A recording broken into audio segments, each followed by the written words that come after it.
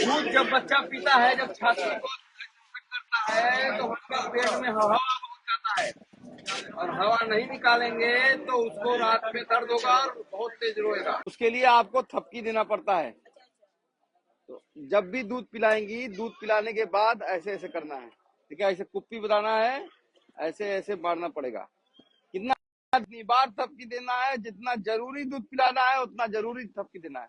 दूध पिलाने से पहले जो है दिन भर में 3-4 बार, या कभी बहुत तेज रोए तो ऐसे पेट के बल लेटाना है। समझ गई? और देखिए, गर्दन ऐसे कर दीजिए, ऐसे से करना है।